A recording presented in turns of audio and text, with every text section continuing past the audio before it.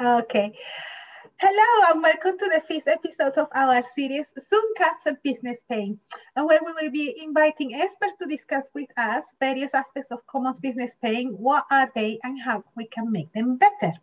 Hello, I am Maria Pombo. I am the founder of, I'm one of the consultants of Better Business at Hand, and today we are super delighted to introduce you to one of our go-to people's expert, an experienced HR director, HR transformation, and Cheshire based HR consultant owner, Rachel Saunders. Hi, Rachel. Welcome, and a huge thank you for making the time to talk to us. To me today. Really appreciate it. Good afternoon, Maria, and thank you for having me. Huge privilege to be asked anything like this. I'm always happy to do anything like this. Oh, brilliant, brilliant. Well, I had the opportunity and the pleasure of collaborating with you in the past, and you are helping me with a client at the moment, well, with a couple of clients at the moment. So it is always a real pleasure of working with you. But I'm just curious because you have been in the corporate sphere for such a long time, and then you set up your own consultancy and you went into that transition. So what attracted you to give up that world to work with the small businesses instead? And what has it been your experience like when you compare it with the two worlds? I think from my experience, I started my career in small business high growth. I mean, my first job was in a business that grew. It was a franchise model. In the head office function, so it was very service focused. You wanted to give the franchisees the best service that they could possibly have, and we would provide HR and training support to the franchisees. And the growth at which that business accelerated was rapid. I mean, when it was retail, kind of fell into retail. So when I joined, there were probably 3 or 4 outlets. And when I left 3 years later, there were 95. Wow, that is rapid growth. You kind of get the extent and the pace at which my first job was launched into that. And with that growth came choice in terms of where I wanted my career to go. You know, it could have gone in several different directions. The business was heavily training focused because the franchisees, you want them to do them within the parameters of the model and the license and all of the rest of it. I much preferred the training. I enjoyed, but I much preferred the cultural side of things, the employment law side of things, etc. And I got to a point in that particular organisation where I was doing more training than more generalist HR, and I felt like if I'd stayed there much longer, I would have ended up pigeonholed being a trainer, and that was definitely not what I wanted to do. And it was at that point that I was launched into a frying pan into the fire, literally, into the corporate world of food manufacturing. Wow. And I was there for 12 years. Now, originally, when I joined that business, that was quite I was on the higher end of a small business. It was a 200-person business, single site, privately owned. It was a nice size manufacturing business. It was profitable, it was successful. Like most manufacturing businesses, it had a lot of challenges around culture, you know, profit margins, you know, all the rest of it. They provided own branded product into retailers. So you had all of the issues around dealing with all the major retailers in the UK as well.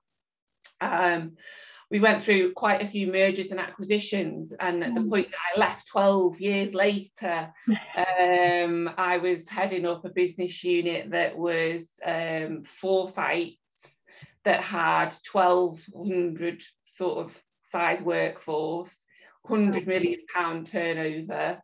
It was a completely different animal than when I started. And obviously during that 12 years, there was lots of highs, lots of lows, and lots of learnings in between.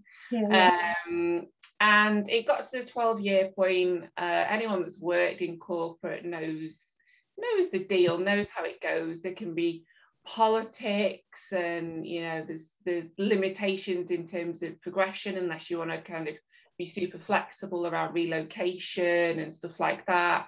I had young children, I didn't want to move. So the opportunity came up to exit, and I thought, I'll take it because it's not going to come up again very soon. I've done my 12 years. I'd kind of felt like if I'd stayed any longer, I would have been a bit of a lifer. I would have been there forever. And I felt, I think once I was out of there and I reflected, I felt too far removed from the day-to-day of the operation, because it was such a big operation. I had a big team of people. Now, because I've been there so long, I knew everybody. I knew most people's names and all the rest of it. But if I was going into another 1,200 person business at head of HR level, there was no way that I could get to the kind of understanding. You know, I'd be going in, I'd be sitting purely strategically.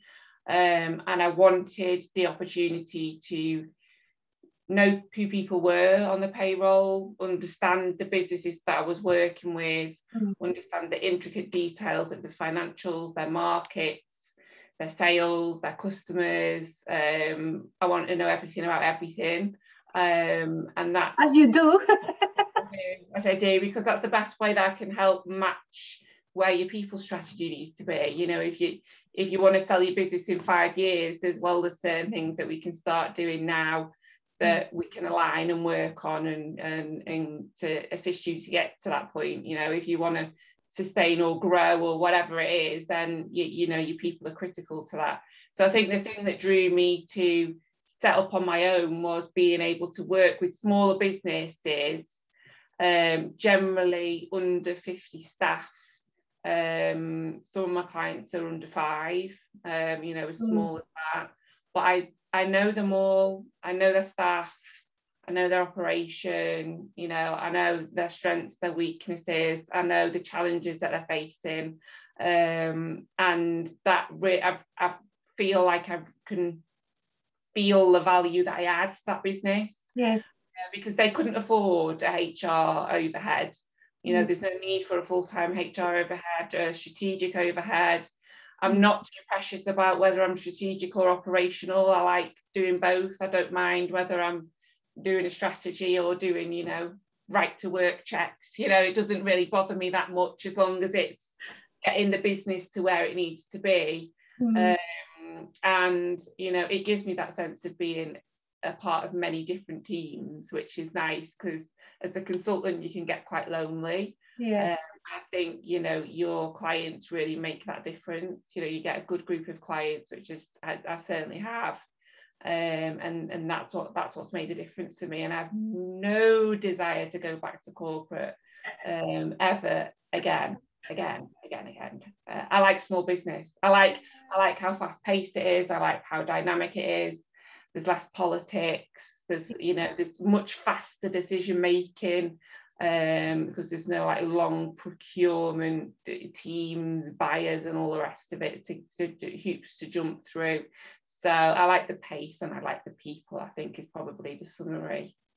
Oh, that's brilliant. I mean, this is something that we share, because the beauty of small businesses is, like you were saying, the decision making is a lot faster, and is more linear, and most small business owners know what they want anyway. So all they ask is just take care of it, and then let's get it done with it. Exactly. No, it's brilliant. It's brilliant. No, thanks for sharing that. It's interesting to hear a little bit of the background, but it's important to learn that you started with the businesses, although you were in corporate world, you started with businesses that were just growing. So seeing that growth and being with that growth during the 12 years, that actually cement that experience of seeing how those businesses evolve from being a small franchise to a 1,200 people workforce, which is an 100 million. No, but it's an incredible achievement in 12 years. So, no, kudos that is for sharing that. I really appreciate it. Well, so that's how Sandstone HR started. 2016 I left corporate in the summertime, and then September, October time Sunstone was set up, and it was kind of my husband actually that gave me a kick up the bum and said, come on, you know, you really you're never going to get an opportunity to at least try, because you're not going to leave a permanent job to try it on your own. Yeah. And that, you know, I was offered, food industry is very small, people move around. You know, I was offered jobs with retailers, with other competitors, you know, in similar factories, industries, etc. And he was like, you're going into the same job, it's just a group of people. You know, at the end of the day, those jobs are always going to be there, so try it on your own, because you can always go back if you really wanted to. And then that's how it kind of started. He gave me the kick up the bum, and 5 years later, here I am still.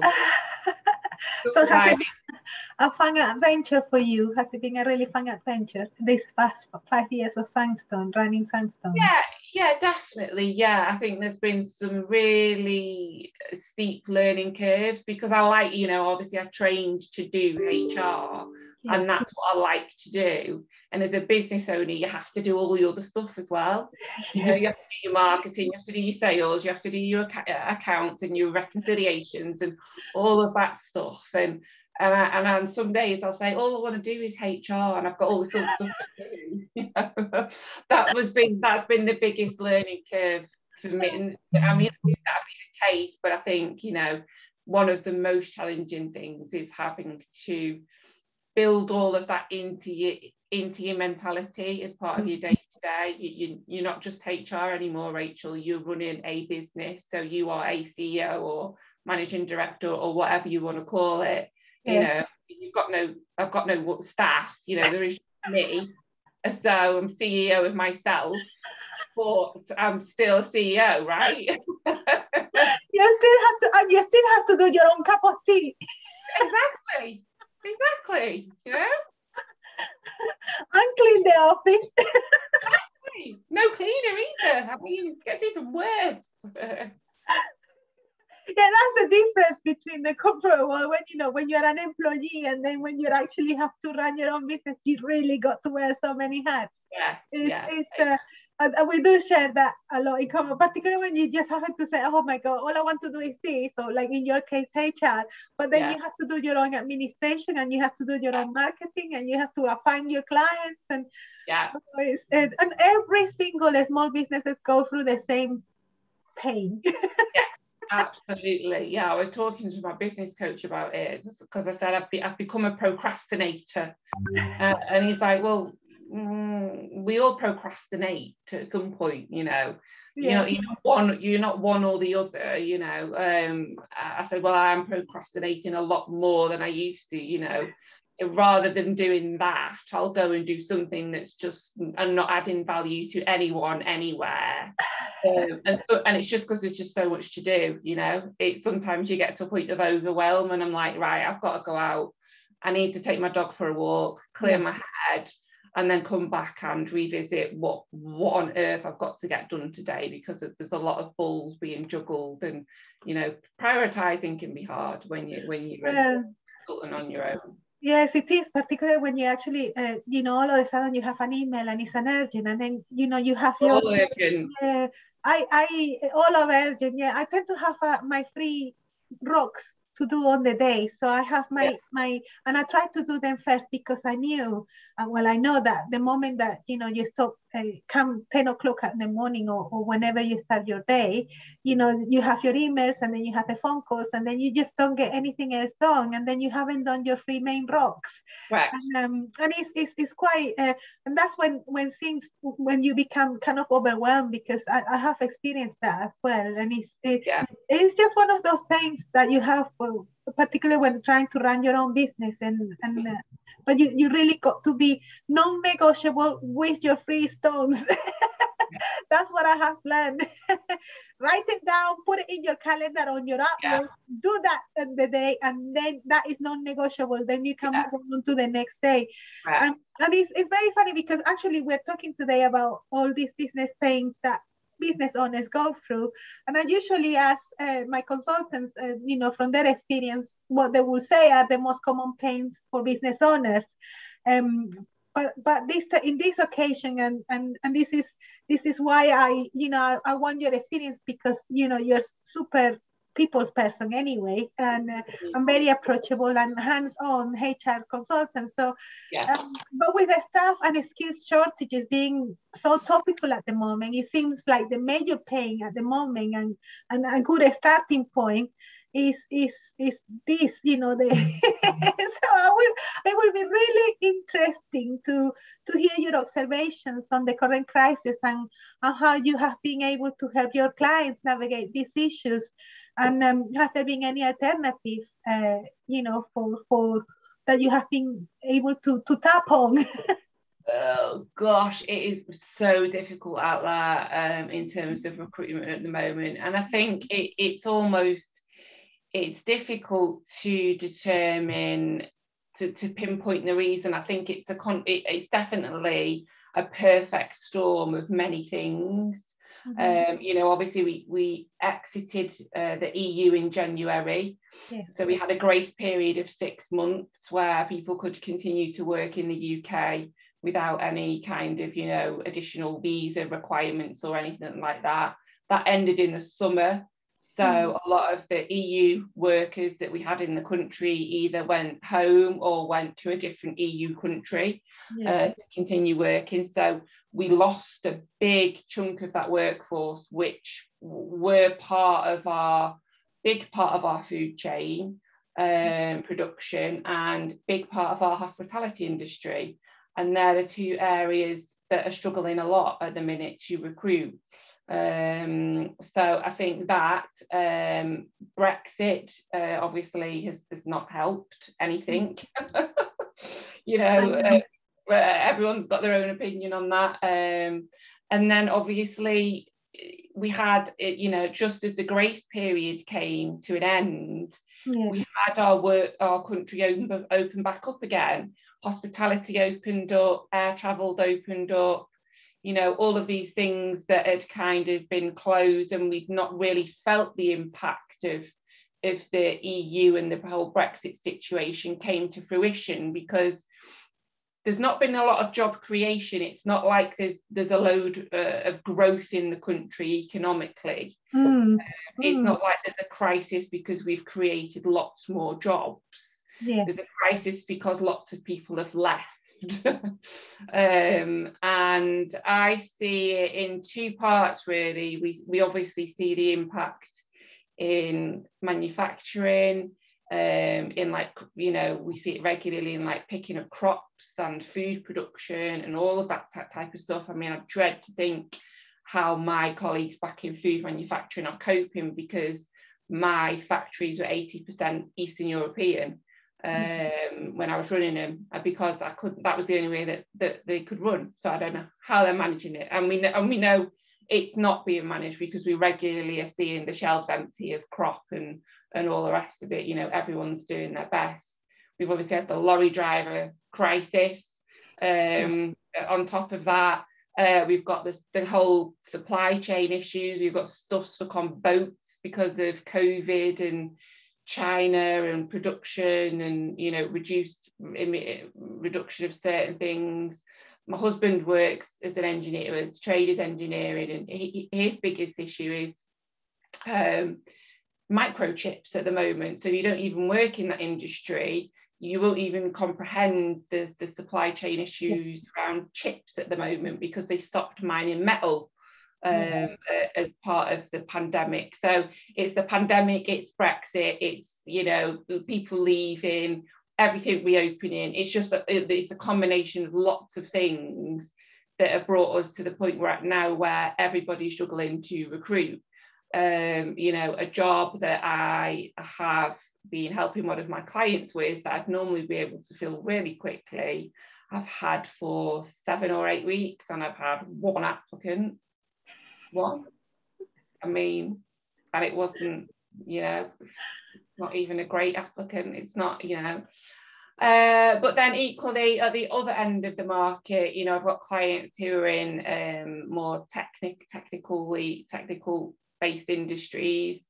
They're finding it a little harder to recruit, but it's much easier than that at the other end of the market. So I think there's some disparity in terms of like the two ends of the job market, in terms of like lower paid wages versus kind of specialist engineers, etc. There's still trouble up here.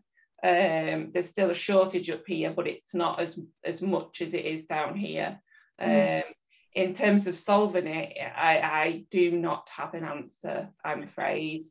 I've got a few friends that work in recruitment that wish they didn't work in recruitment anymore. You know, they used to be chasing employers for jobs, and they'd want a whiteboard full of jobs to fill. Now they've got whiteboard jobs to fill, but they've got no candidates. It's flipped completely. And you know, obviously in that game, until the person starts and their bum is sat on that seat, they don't get paid a lot of the time. So it's really challenging. And I think for any small business owner, patience is key. Don't recruit somebody just to get a bum on a seat, because you'll end up exiting them further down the line. I've had that recently, where we needed a driver, or equally we'll tolerate bad behaviour because there's a skills shortage and we won't be able to replace them. And I'm going, yeah, but they're a problem, like, you know, they've stolen from you, or you know, whatever. And but if we get rid of him, we won't be able to replace him. Yeah, but he's stolen from you, you know. It's like, it's crazy.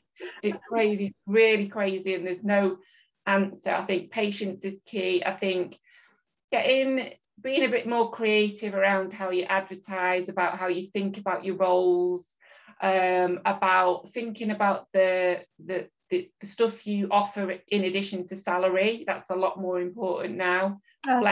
Flexibility, you know, kind of market related benefits in terms of holidays and, you know, ability to work from home, and all of that is very is accelerated over the last 2 years, and people are more focused on that now than salary, I would say. A lot of the time it's that balance. I mean, the salary is important, as long as it's market rate, then, you know, what's going to differentiate you versus someone else who's offering the same salary. And often it's the culture, it's the people, it's the stuff you're putting out on LinkedIn about the stuff you're doing internally within your teams, you know, your long service awards, your staff recognition, you know, all that stuff you do internally in your business. You need to be telling the outside world as well, because that has been raised countless. One of my clients is really good at talking about what they do internally on their business LinkedIn account, and it's been brought up countless times in interviews that people can get the culture, get a feel for the culture from the posts that they put out about what they're doing internally. So think about that as well. You know, don't just use LinkedIn as a tool for marketing your product or your service. Use it to market actually working for you as well. You know, working, you know, what type of business you are to work for. That's really important, and a lot of organisations that are missing that as well, I think. No, it's very important that you mentioned that point, because now we have a new framework called ESG, which is Environment, Social and Governance, and that framework is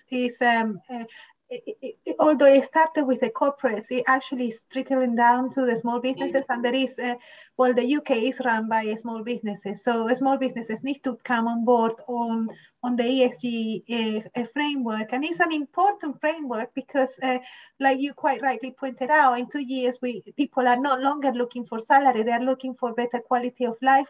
Rightly so, because technology, you know, there are so many new inventions and amazing gadgets out there. Why should we actually work the way we used to work before? No, so now it's a new era of working differently and even better, being more productive.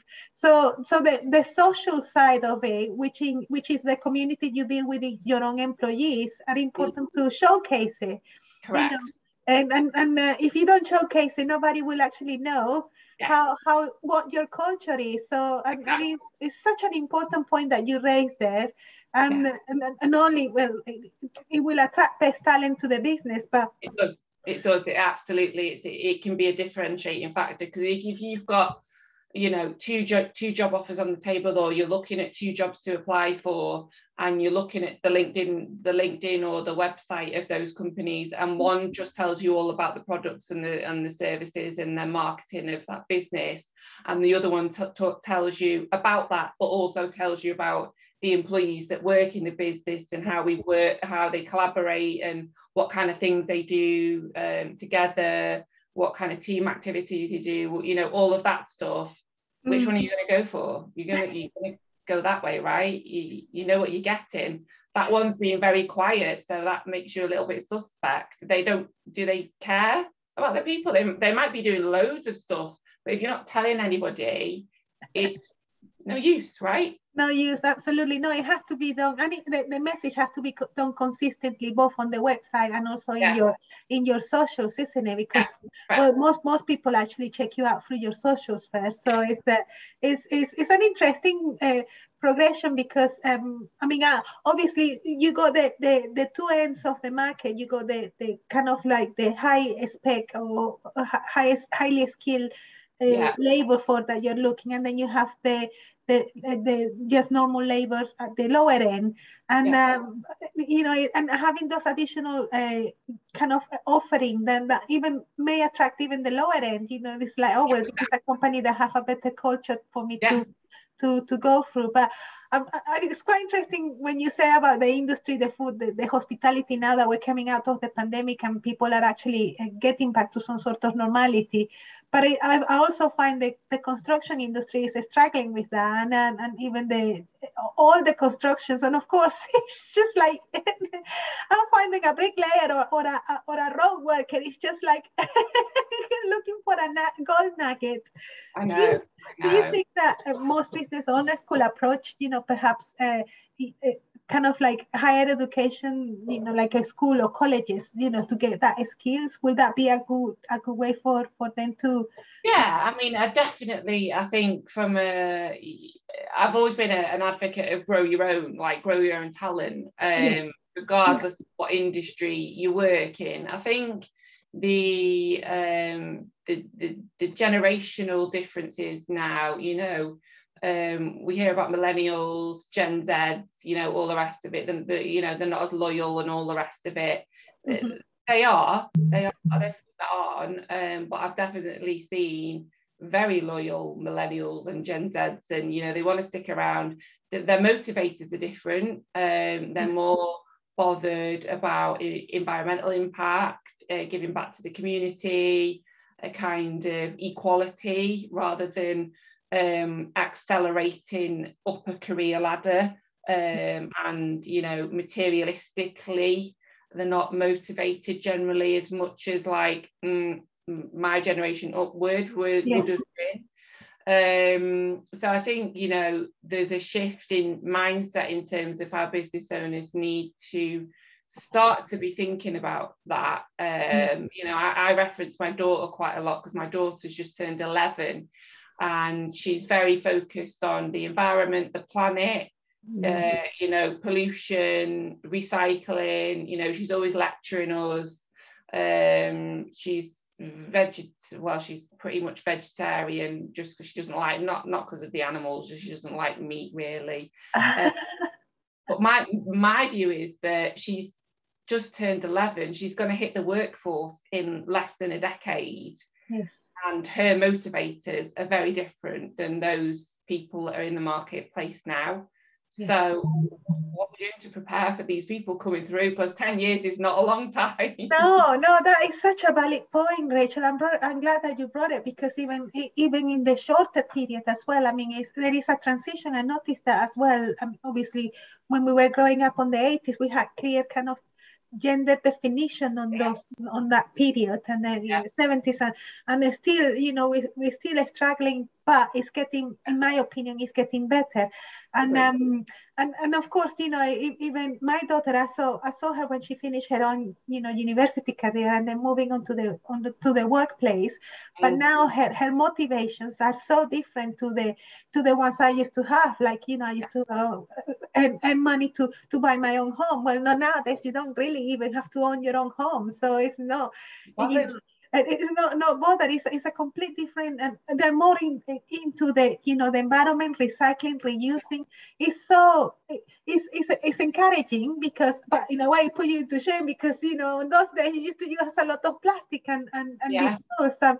And the damage that we caused, I mean, is obviously unknown to us at the time, but of course, you know, we learn all these things now. So the motivations are so different. So I think that even the values of businesses, when they're actually, and this is where the purpose and values of businesses need to be shown more clearly, isn't it? Because that's your gateway to get the talent that you need to help your business grow. And that's now, and like get yourself ahead of the game, you know, get yourself fit for the future, because all of this will work now with, you know, Gen Zs and those that are coming through into the marketplace in the next few years. But I see the next decade being very different in terms of how we're going to, you know, manage and motivate our workforce. And it's exciting to, you know, wait and see what happens, and, you know, be part of that journey and all the rest of it. But yeah, the motivators are just completely different, just very different. So what's your prediction for the future then? Oh, I wish I had a crystal ball. I wish I did. And then I could be, you know, I could be like on an island somewhere in sunshine. I don't know. I mean, I think, you know, organisations, to me, it's about living and breathing whatever the values are of your business. So if you create values in your business, and one of your values is integrity, or one of your values is connections, or one of your values is loyalty, it's really, really important that you embed those into your culture, and they are not just what I call words on a wall. Because if they're just words on a wall, for the next generation, they're going to go, they're lying to me. They've sold me something that's fake. They've put all of this stuff out there. They've said that for this type of company, they're carbon neutral. They want to do this to the environment, and these are all their values. And then you get in there and someone starts, and actually none of that's true, or it's not consistent across your organisation, then you're going to be in this constant retention issue. So I think I see a lot of businesses setting great strategies around environmental and carbon neutral and, you know, all of that good stuff. But are they actually putting the processes in place further down and integrating it into their culture now, or, you know, starting to at least make steps to integrate it? Because if they're not, they're going to face bigger problems further down the road, and fixing those cultural issues is really difficult. Once you've got a bad reputation, you know, you can't shake it. You can't get it. Doesn't matter what you do, you cannot get rid of it. You know, you could be giving away free money and still have a bad reputation, you know. So live and breathe what you talk about would be the best message I could give to the business owner. If you say you're going to do X, do X. Don't just talk about it. You've got to, you know, walk the walk. Walk the walk. Absolutely. I totally agree with you. And that is a very, very helpful insight. So thank you, Rachel, for that. I also follow you in LinkedIn, and I found your post always engaging and obviously helpful, of course. In fact, the things that I like the most of your post is that you have open to debate very difficult subjects when it comes to dealing with employees and people. So like emotional well-being and policies to safeguard both employees and employers. So that's very helpful. Your posts are super helpful. Also, I have found, you know, you mentioned stuff like the menopause, baby love griefs. mental health, among others. So I'm going to open a question on a couple of issues that is equally delicate, that I'm observing currently in in the businesses that I'm actually attending.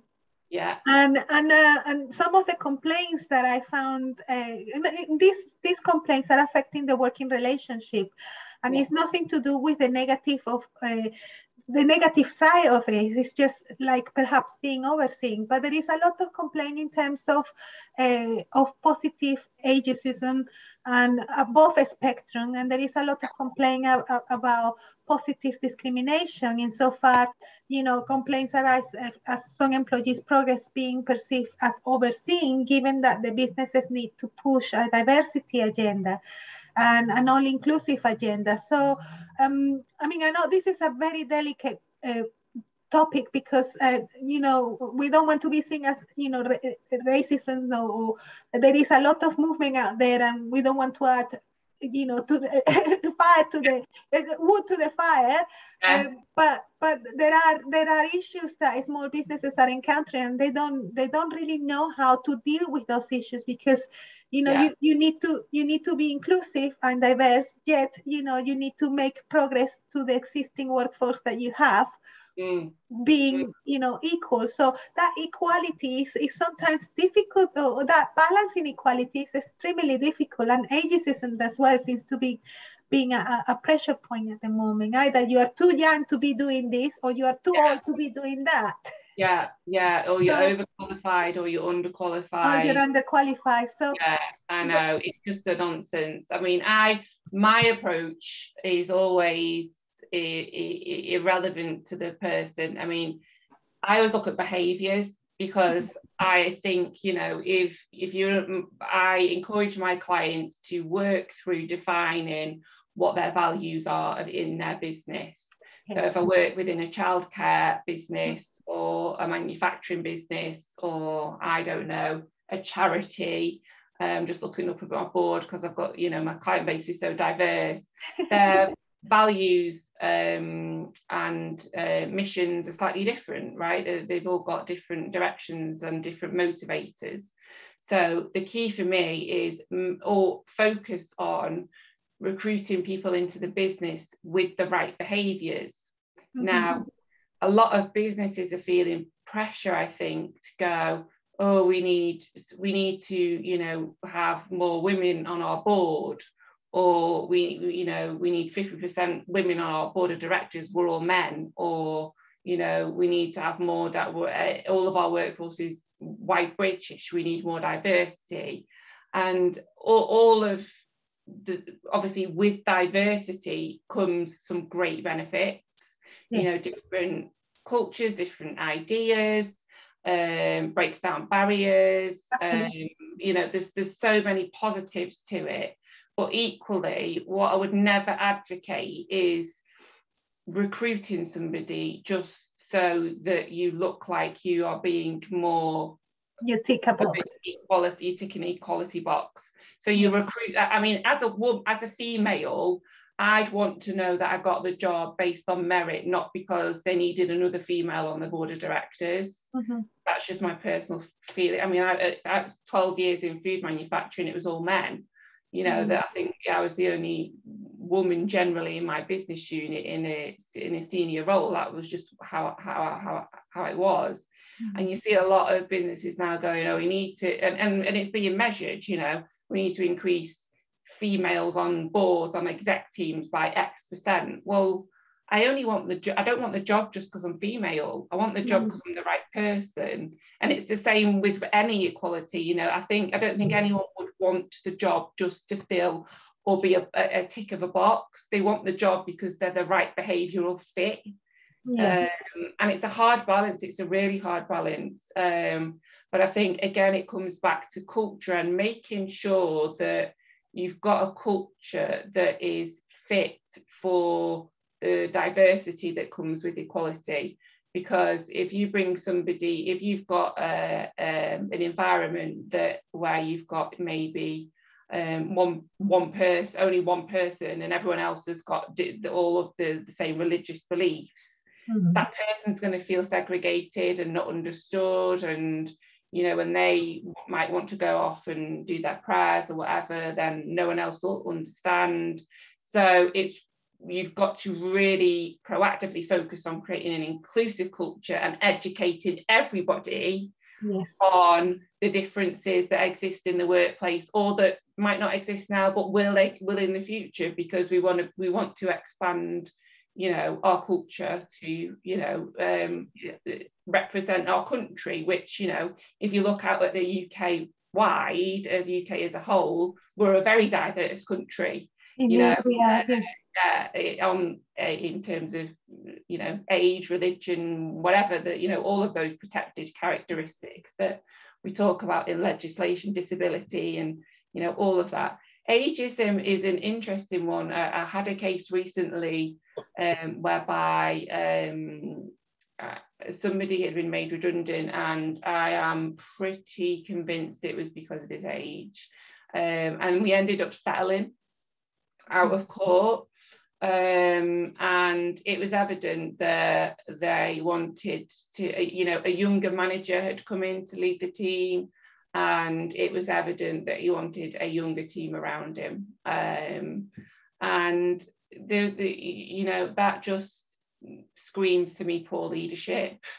You know, it boils down, like you were saying, it all starts with the board and then trickle it down to, so if the board doesn't get their leader, you're too right, you know, if the leadership is not at the top level, if they don't actually breed those values from the bottom line up, it's just, you know, it's kind of like encouraging this type of behavior, isn't it? Which is really sad, because with age you have I mean, when you are young, you acquire quite a lot of knowledge, but you know, experience is only acquired with time. Right. you know, I mean, and time is that's when age comes into it, because you know you have lived, you have done a transition of and have actually worn different hats throughout your life, that it may not, for the younger generation, may not be seen obvious at this moment in time, and that's where there is the gap.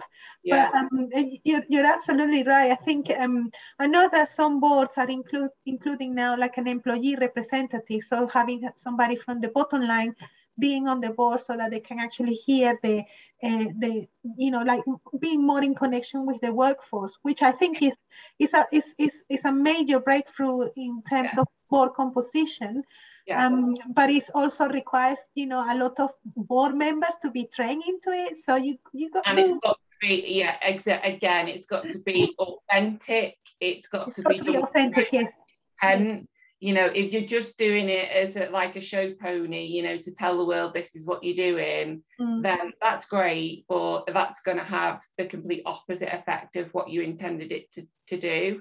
You know, I mean, I much rather be doing that as a business owner under the radar, not telling anybody about it, and after a year or so, when it's, you know, the culture speaks for itself, I'll go, this is what we did, rather than going, hey, this is what we're going to do, we're going to add somebody from the shop floor to our exec meetings, and it's all great, but unless it's authentic and done with right intent, and you're all on board with why you're doing it, and you're not just doing it to tell the world that you're doing something positive, to tick the box, like you're going to fail again. And there's just so much of that type of behavior. I mean, authenticity and vulnerability and humility. I mean, you know, I'm no Brené Brown, but you know, she speaks the truth. You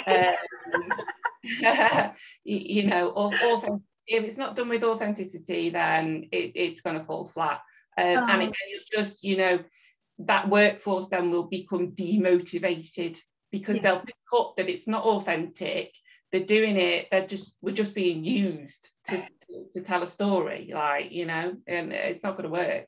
Well, the current workforce is looking for that authenticity now, isn't it? That's the beauty of the generation that we are living through at the moment.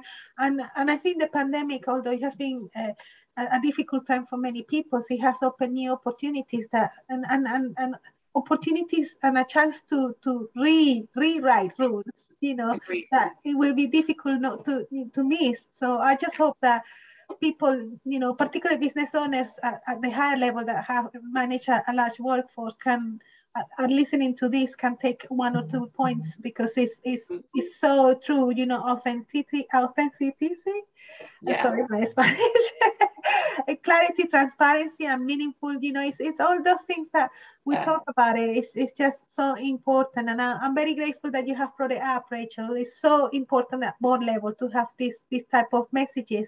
Kind of embed it on what a board should be actually doing, not only just finding the margin to make us more profitable. Profit is no longer, the main motivators. It's no longer the main drivers. It's how we actually show up. People, you cannot do it without. No, absolutely. People are the most important part of the process, and although you can bring automation, and you can bring machine learning and all this technology, you still have to have an interaction with people.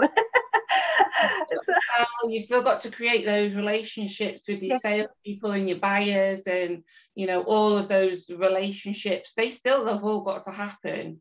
If at the end of the day you're selling a robot, there's still a load of human interaction that goes on before you deliver the robot at the end. Yes. Even if you're selling tech, you're still looking for those meaningful connections. Absolutely. So powerful, and there's such huge scope for improvement in organizations. Yes. And it's the clients that I work, because they're smaller, it's a lot easier to actually get these things out on the table, brainstorm around, talk about them, bring them up, prioritize, and all the rest of it. But you'll still sometimes get a business owner that is still just focused on numbers, profit and loss, EBITDA, all the rest of it. And it's like, right, you're not and I go employee engagement, and they go, what? Oh, yeah, that actually was going to ask you that question, because you jump the guy in there you just read my mind. Because a lot on the micro level, a lot of smallest businesses that run, they are so clogged up and so bottled up in what they're doing that they don't even realize that they are, if you have a workforce, then use it, but you really need to engage with the workforce. You really need to actually have that communication, and that communication is not consistent. So how can a smaller business owners, that whether they do it on purpose or no, it's just because they are too clogged up with other things, trying to conquer the world, how can they overcome that issue? What can they do to overcome that issue? Well, of course they can outsource it. That's always one option. But that's us here. I think start small. If you've got no clue about employee engagement and what it means, to me, when I explain employee engagement, I go, I call it discretionary effort. So it's that person that goes above and beyond, not every day, but when the back's against the wall, when the company really needs them to do something, they'll stay late, they'll get it done because they're engaged, they're motivated, they're on that journey with you, they're on the boat, they're in the same storm as you, whereas if you've got disengaged employees who are leaving bang on after their 7.5 hours, they're not thinking about work outside of work, they're not thinking wider than their bit of the process, that will impact your P&L. And it doesn't take a genius to figure that out. Eventually that will, if you had two people, if you had one salesperson doing the A, where they're going above and beyond, and you've got B who's doing their 7.5 hours, not that engaged, they're on the same boat but they're in a bit of a different storm, doing they're not quite on board, they're doing the job, they're hitting the targets, but they're not going to be right for your business long term. They're not going to be engaged long term. So, and they're also not going to be loyal to you either. So, you know, if the head if they're not engaged, the head can easily be turned if they get approached on LinkedIn or by a competitor or whatever. And there's so many things that we can do to boost engagement that are so small, you know, small things. That's what I always say with clients is let's just start with small bits of recognition. Let's do some surveys. Let's ask people what they want. Let's introduce a bit more flexibility. You know, there's so, you know, I've been working with one of my clients for 5 years, and consistently for the 5 years, we've added something else that will aid engagement, and we've measured as well. So over that 5 years period, we've taken you know, engagement. We use a net promoter score, which is used a lot in marketing. We've adapted that now into the HR space to measure motivators and detractors from the organisation. So it's basically how many people would recommend working for Sunstone HR. Obviously, you want more promoters than detractors, and we've taken it from, you know, I think it goes from minus 100 to plus 100. Anything in between the minus 10 to plus 20 range is considered good from memory. I've done a LinkedIn post on it somewhere if people want to look back on it. Yes. But we boosted over a 2-year period, we'd more than doubled the net promoter score. And it was just by being consistent, developing values, walking the walk, you know, being open and transparent with what was going on in the business, because there were some turbulent times. People want to be reassured that absolutely that's one of the key that in turnaround we do that. I mean, for turnaround you really need to actually have the workforce on board.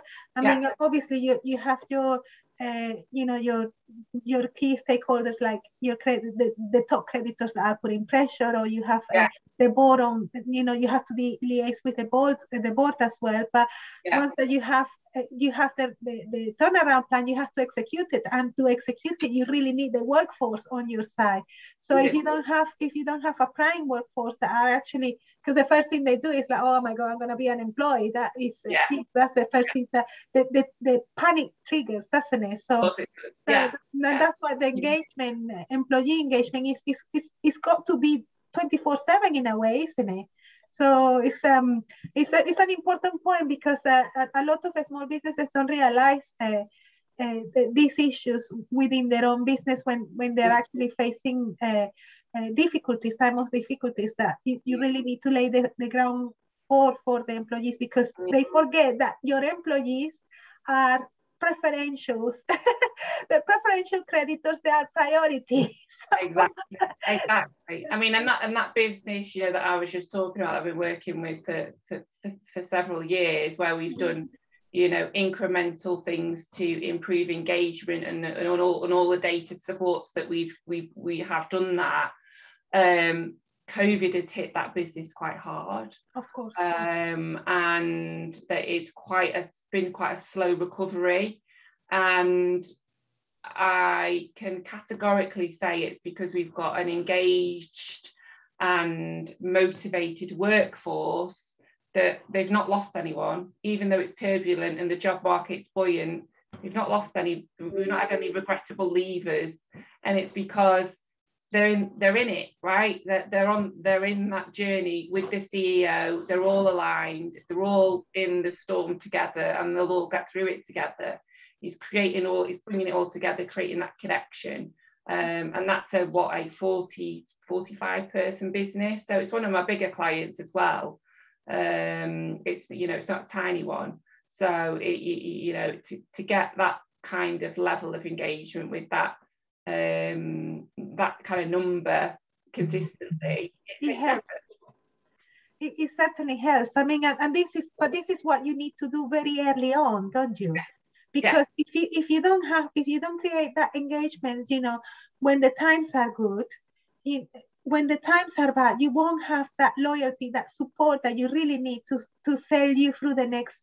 I mean, I have been lucky with some of the small businesses that I had the pleasure to work with, and when they are actually facing difficulties, the first thing we have is, you know, a very amiable and willing and motivated workforce.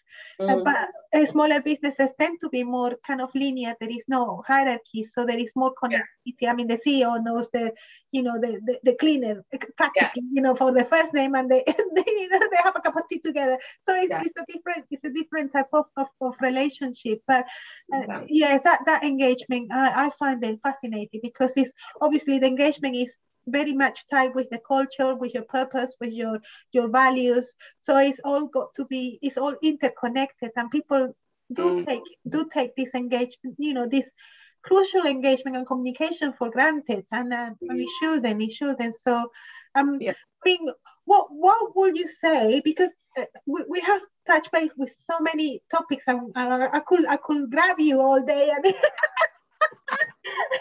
because managing people and, you know, and dealing with people is a very it's a very specific skill. You know, you got to be kind of like, you have to have the soft touch skill, as well as being commercial about it. So it's a very interesting topic, and I could keep you for a long time, but I'm very conscious of how much I have taking off your time.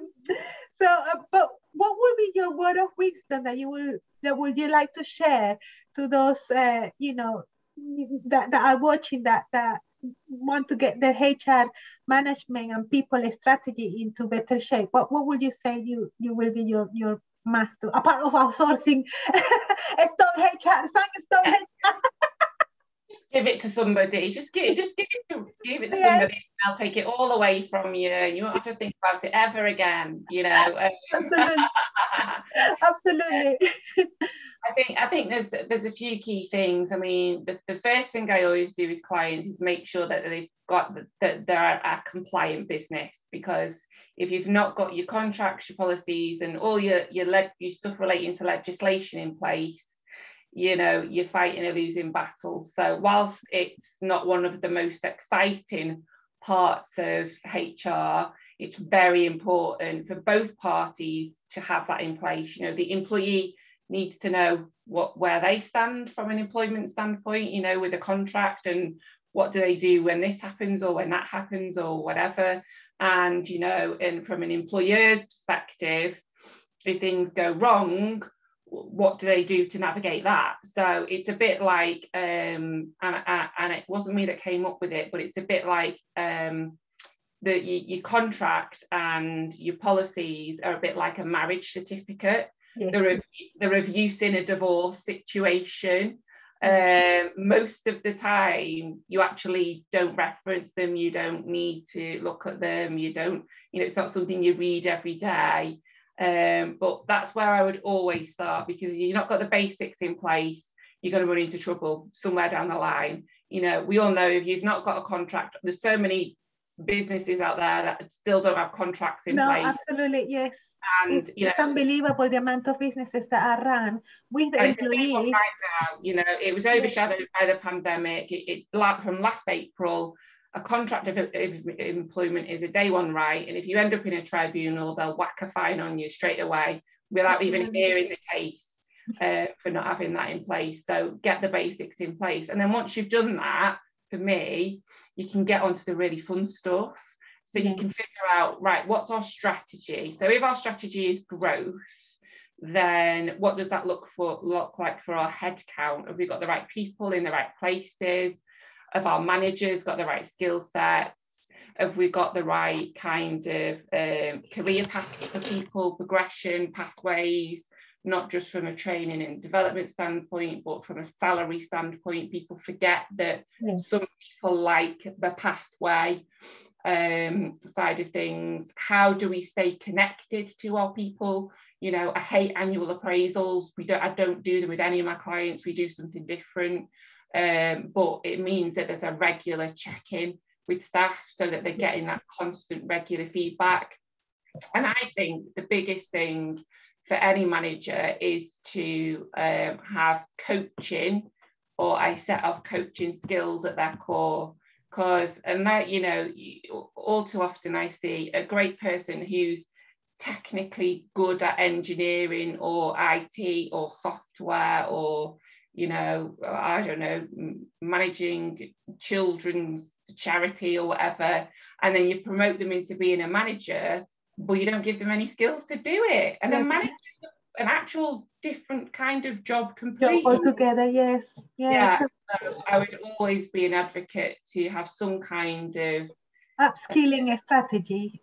Yeah, upskilling strategy. And, you know, if you're going to move someone from a, you know, transactional operational role into a place where they're managing people, they're then one of your key people. Their main focus should be on managing and motivating their team, because that is effectively what will drive your bottom line at some point in your organisation. So what skills do they need? They need coaching. Coaching should always be at the core. So I always advocate for upskilling around coaching skills, because I think once if you can be a good coach, you can navigate the good and the bad. And emotional intelligence is, you know, we all could do with improving in that area. You know, I think EQ is becoming evident. It's becoming evident in terms of how important it is in the workplace. Yes. And it's definitely something that we can develop if we've got the right fundamental traits. So I think, you know, exec teams really need to focus on, you know, upskilling and giving the tools that their managers need to coach and manage all of these people that they've got in their teams.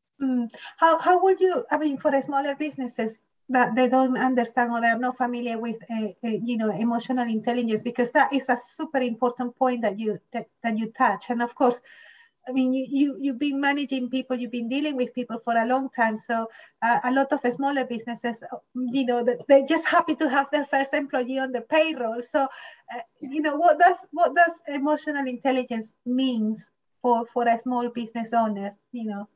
Yeah, I mean, I think it can mean different things in different businesses depending on the context. I think for me, emotional intelligence is being connected to the people that are working with and around you. You're able to walk into a room and judge the atmosphere, judge what's going on. You can pick up on people's cues. Are they good? Are they bad? Are they up? Are they down? Is something going wrong? And you've got the skills to navigate them and support them through that trouble or that trauma or whatever they're going through, rather than going, oh, they've got a problem, that's not my problem, the work's all right, so that's fine. Holistically, we're not just employing people to do a job anymore, we're employing people. All people, yeah. So being more empathic, isn't it? It's being in tune and adapting your own style around them, because you're not going to change them, but you can change how you approach them in particular, in terms of how they like to be motivated, you know, how they like to support with prioritization, how frequently they want check-ins, you know, being in tune with that person enough to know whether you're giving them enough or not enough support. For me, I think is a big area. Well, it's been an incredible and a very insightful conversation with you, Rachel, and I'm very, very grateful that you have shared with me all these very super useful insights, and I hope that people that are listening and watching do take on board what you're saying, because a lot of the things that we discussed today are so important on the work, you know, work level, but not only for you know, the mediums or largest companies, but they're also for the smaller businesses that need to be in tune with what is going on in the world of managing people, because like you were saying, it's no longer a workforce, it's people that you're working with, they're not working for you, that you're working with these people. So I am truly grateful, and I can't thank you enough for your time. And thanks for having me. I'm truly grateful for, you know, I could talk all day to you. So yeah, thanks for having me. Really appreciate it. Watch this space, because I might need to, call on you again next year for the Zoom chat. Because things in the people's world are changing so rapidly. Oh, aren't they just? We need to actually catch up with this in 6 months' time, because I mean we have the staff skill shortages now. I issue a blog not long ago about that, but I mean this is what is happening now. In 6 months' time, we will have a complete different crisis. Yeah. You can guarantee it. So I will knock on your door to ask you for, come on, share your insights with the. What do we do now? Yeah, what do we do now? Yeah, what shall we do now with us smaller businesses? Because I'm also I'm not only a consultant, but I also run a couple of small businesses. So for those of you who are listening and watching, thank you for your time, and you can actually find more about Rachel in her website. I'll put her details down in the description below, but it's sandstonehr.co.uk, and you can also find Rachel collaborating with other practices in transformational HR projects, and one of them is Ashton Consulting Board. So I'll leave the details down as well at the bottom. So, but in any case, if you guys need any help, we're here to serve. You can get in touch with Rachel directly, or you can get in touch with any of our consultants in the website, betterbusiness@hand.app, and we're here to help you navigate those business pains. So, so